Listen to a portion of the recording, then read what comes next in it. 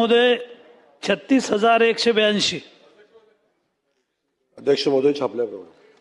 अध्यक्ष महोदय, माननीय जयकुमारजी गोरे साहेबांना माझी विनंती आहे की आमच्या ज्या गावगाड्याच्या ग्रामपंचायती आहेत आणि या ग्रामपंचायतमध्ये संगणक परिचारक काम करतात. राज्यामध्ये 28,500 कर्मचारी काम करतात. 20,000 कर्मचारी आहेत. अध्यक्ष महोदय, 16 मार्च 2024ला मंत्रिमंडळाच्या बैठकीत यावर चर्चा झाली आणि ग्रामपंचायतीचं जे मानधन दिलं जातं ते 10,000 रुपये. 14 वर्षापासून हे कर्मचारी काम करतात, त्यांना आपण 10,000 रुपये महिन्याला देतो, म्हणजे ग्रामपंचायत देते.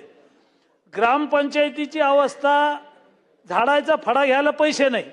6-6 महिने वर्ष त्यांना मानधन मिळत नाही. 10,000 रुपये मानधन आहे, म्हणजे 300 रुपये रोज आहे. आणि शेतात खुरपिणारी बाई आहे, शेतात काम करणारा गडी आहे, त्याला 700 रुपये रोज आहे आणि आपण त्याला 300 रुपये रोज देतो. आणि सगळं एक सोडा तर काहीही नाही आहे. लाईट लावायचे, दिवाबत्ती करायची, मोऱ्या काढायच्या, पैसाच नाही आहे. तर अध्यक्ष महोदय, काय मागणी आहे? मंत्रिमंडळाच्या बैठकीत चर्चा झाली. 17,000 रुपये मानधन त्यांना मिळावं अशी त्यांची मागणी आहे. अधिवेशन आलं की अधिवेशन आलं की मोर्चे, अधिवेशन आलं की उपोषण, मंत्री जातात, आश्वासन देतात, मानधन वाढवू म्हणतात. मंत्रिमंडळाच्या बैठकीत चर्चा झाली, निर्णय झाला, पण मानधन काही वाढलं नाही. अध्यक्ष महोदय, मंत्री महोदयांना माझी विनंती आहे की प्रभू रामचंद्राचा वनवास 14 वर्ष होता, जंगलात राहिले ते. हे जे काही संगणक परिचारक आहेत 14 वर्षापासून काम करतात. आपल्याला विनंती आहे की आपण एक कर्तबगार मंत्री म्हणून 17,000 रुपये मानधन देणार का? अध्यक्ष महोदय, सन्माननीय ज्येष्ठ सदस्य लोणीकर साहेबांनी आता जो सभागृहामध्ये प्रश्न उपस्थित केला आहे त्या प्रश्नाला उत्तर देत असताना सन्माननीय अध्यक्ष महोदय, संगणक परिचालक हा एकतर ग्रामपंचायतीचा कर्मचारी म्हणून आपण त्याची नेमणूक केलेली नाही. तो एक ग्राम उद्योजक म्हणून त्याची अपॉइंटमेंट आपण केलेली आहे आणि त्या संगणक परिचालकानं ग्रामपंचायतीला कॉम्प्युटर ऑपरेटर म्हणून काम करावं, ग्रामपंचायतीला मदत करावी. आणि ती मदत करत असताना 10,000 रुपये मानधन आपण 7चं आता 10 त्याचं मानधन ऑलरेडी वाढवलेलं आहे. मंत्रिमंडळाची बैठक झाली, त्या बैठकीमध्ये ते मानधन वाढवलं होतं. परंतु हे करत असताना त्या संगणक परिचालकानं ग्रामपंचायतीच्या 1 ते 33 दाखले ग्रामपंचायतीमध्ये त्यांनी देणं अपेक्षित आहे. त्याचबरोबर विभागानं जन्म दाखला असेल, मृत्यू दाखला, विवाह नोंद दाखला, हे बाकी सगळे दाखले त्यांनी द्यायचे.